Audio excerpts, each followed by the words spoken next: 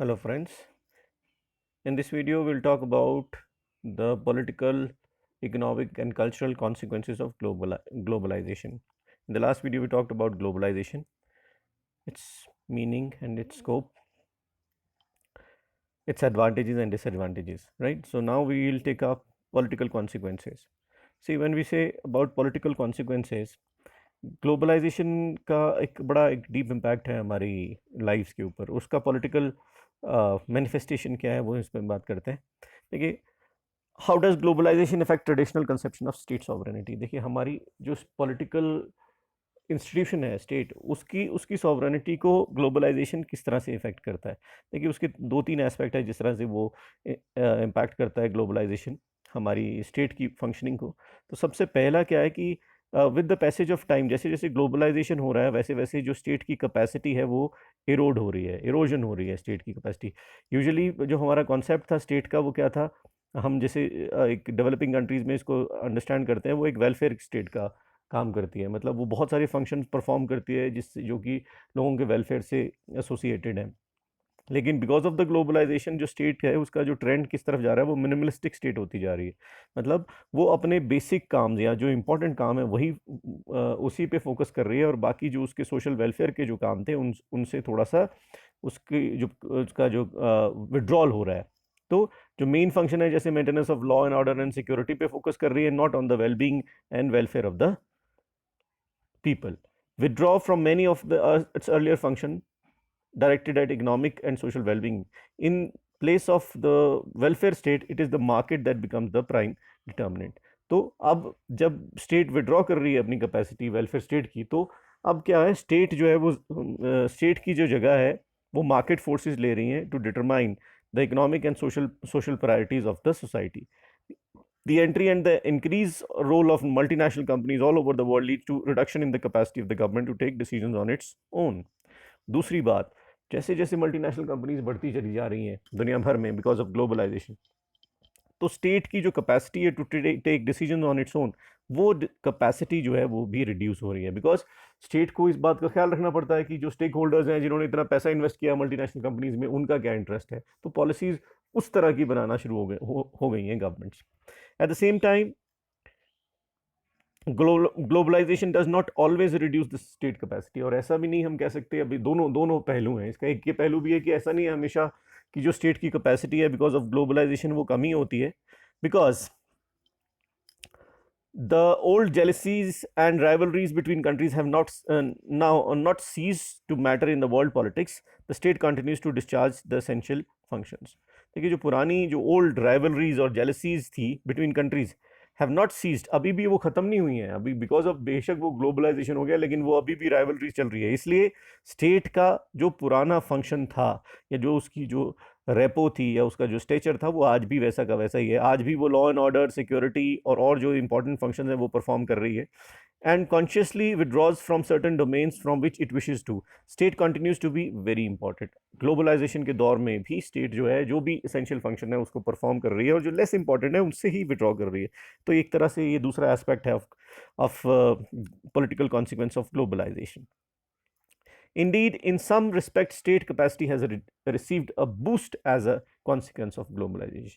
और ये भी हम कह सकते हैं कि ग्लोबलाइजेशन की वजह से स्टेट की कैपेसिटी को बूस्ट मिला है, because of the new technological advancement which has happened because of the globalisation. अब स्टेट को रूल करना और आसान हो गया है, बिकॉज बेटर कनेक्टिविटी है, मूवमेंट ऑफ पीपल बड़ी फास्ट है। इस वजह से स्टेट को अपनी एडमिनिस्ट्रेशन चलाना आसान हो गया because of globalisation.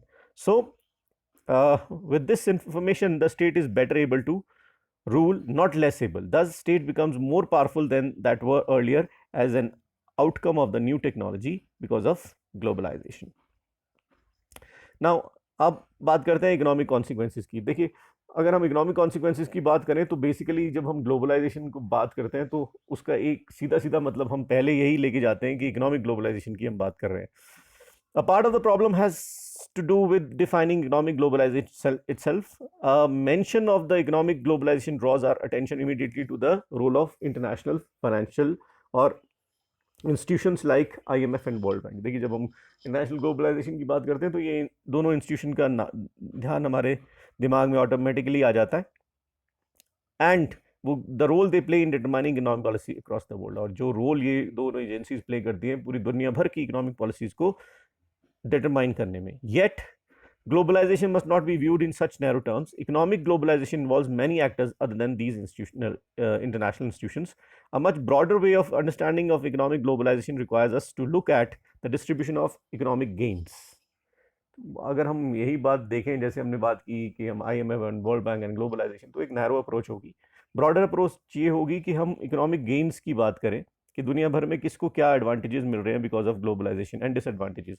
Who gets the most from the globalization, who gets less, indeed who loses from it. So that would be a better approach to understand the economic consequences of globalization. So what is often called economic globalization usually involves, क्या involve करता है? Greater flow among different countries. ठीक है, greater flow among countries, different countries of the world. Some of this is voluntary and some of this is forced by international institutions और powerful countries, हम ये कह सकते हैं, है ना. As we saw in the beginning, globalization was all about flows of commodities, capital, people, ideas. Globalization has involved greater trade in commodities across the globe. The restriction imposed by different countries on allowing the import of the other countries have been reduced. Similarly, the restriction on movement of capital across countries have also been reduced. तो वो जो restrictions पहले बनी हुई थी flows के ऊपर, हर country ने रिस्ट्रिक्शन लगा रखी थी कि किस तरह से वो ट्रेड बैरियर्स जिसको हम कहते हैं, वो बिकॉज ऑफ ग्लोबलाइजेशन जो है वो कम हो गए हैं. इन operational terms, it means that investors in rich countries can invest their money in the countries other than their own, including developing countries, where they might get better returns. Globalization has also led to the flow of ideas across national boundaries. तो अब मतलब क्या हो गया, अब नए economic globalisation में ये हो रहा है कि जो अमीर कंट्रीज हैं, पावरफुल कंट्रीज हैं, वेल्दी कंट्रीज हैं, वहाँ के जो लोग हैं, मल्टीनेशनल कंपनीज हैं या बिजनेसमैन हैं, वो पुअर कंट्रीज में अपना पैसा इन्वेस्ट कर रहे हैं जहाँ पर ज़्यादा स्कोप है of business. The spread of internet and computer related services is an example of that, but globalization has not led to the same degree of increase in movement of people across the globe. जिस तरह से technology transfer हुई है या business transfer हुआ है, उसी तरह से लोगों का मूवमेंट नहीं हुआ है. Develop countries have carefully guarded their borders. उसका रीज़न क्या है कि जो डेवलप कंट्रीज हैं वो उन्होंने अपने बॉर्डर्स को बड़े केयरफुली गार्ड किया अपनी वीज़ा पॉलिसी के थ्रू. ठीक है, उन्होंने उन लोगों को नहीं आने दिया जो उनकी कंट्री के लिए एसेट नहीं होंगे, और जो उनकी अपने लोगों की जॉब्स के ऊपर एक खतरा बन जाएंगे, तो उन लोगों को उन्होंने वीज़ाज और इस तरह की जो भी रिस्ट्रिक्शन है उसके थ्रू रोक के रखा है. In thinking about the consequence of globalization, it is necessary to keep in mind that the same set of policies do not lead to the same result everywhere. पर जब हम इकोनॉमिक कॉन्सिक्वेंस की बात करते हैं तो हम ये नहीं कह सकते कि सेम सेट ऑफ पॉलिसीज़ का रिजल्ट दुनिया भर में सब जगह एक जैसा ही आएगा. द रिजल्ट में वेरी.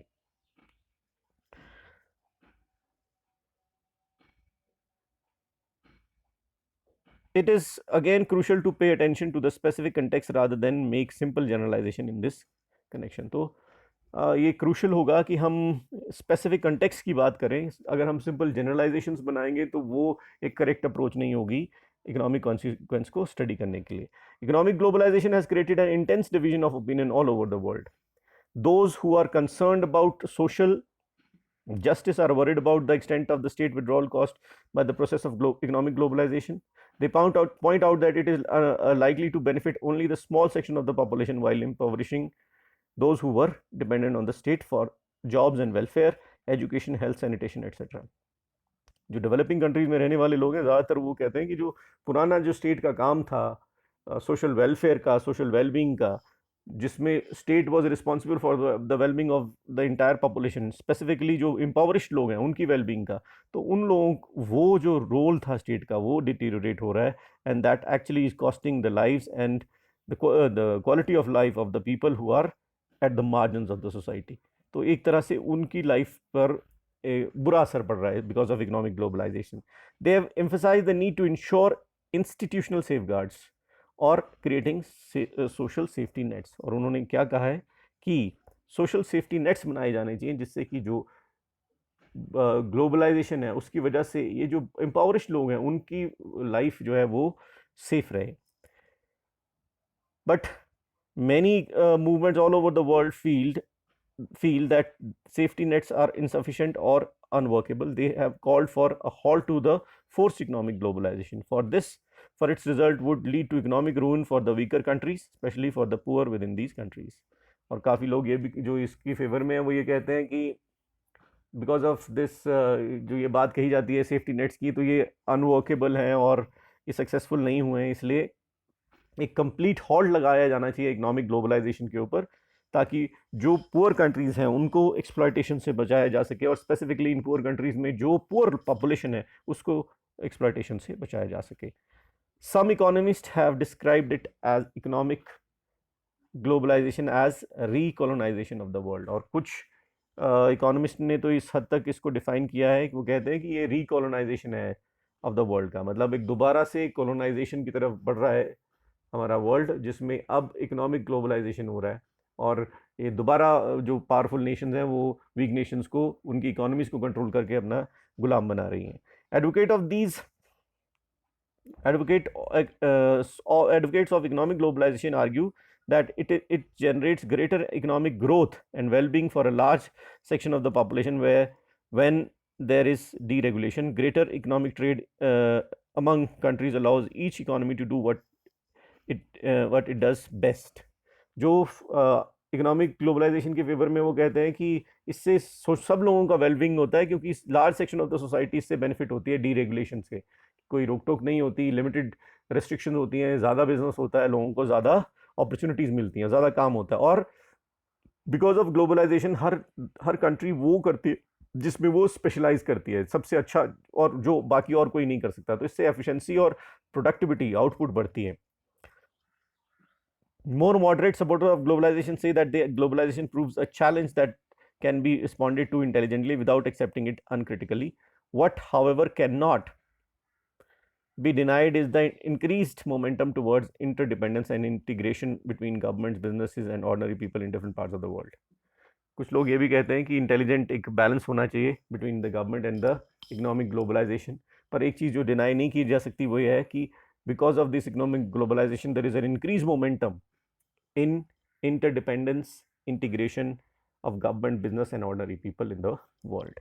थर्ड हमारा जो कॉन्सिक्वेंस है दैट इज कल्चरल कॉन्सिक्वेंस, कि इसका पॉलिटिकल इकोनॉमिक कॉन्सिक्वेंस ही नहीं है सिर्फ ग्लोबलाइजेशन का, कल्चरल कॉन्सिक्वेंस भी है. ग्लोबलाइजेशन इफेक्ट करती है कि हम किस तरह से खाते हैं, किस तरह से कपड़े पहनते हैं, किस तरह से बात करते हैं, ये सब चीज़ें भी इन्फ्लुएंस होती हैं बिकॉज ऑफ ग्लोबलाइजेशन. ठीक है. The cultural effect of globalisation leads to fear that this process poses a threat to the cultures in the world. It does so because globalization leads to the rise of uniform culture or what is called cultural homogenization. तो एक डर इस बात का है कि because of globalisation क्या होगा, एक थ्रेट है कि जो दुनिया भर के जो अलग अलग डिफरेंट कल्चरल डाइवर्सिटी है वो खत्म हो जाएगी और एक तरह का यूनिफॉर्म कल्चर दुनिया भर में बन जाएगा, जिसको कल्चरल होमोजेनाइजेशन कह देते हैं.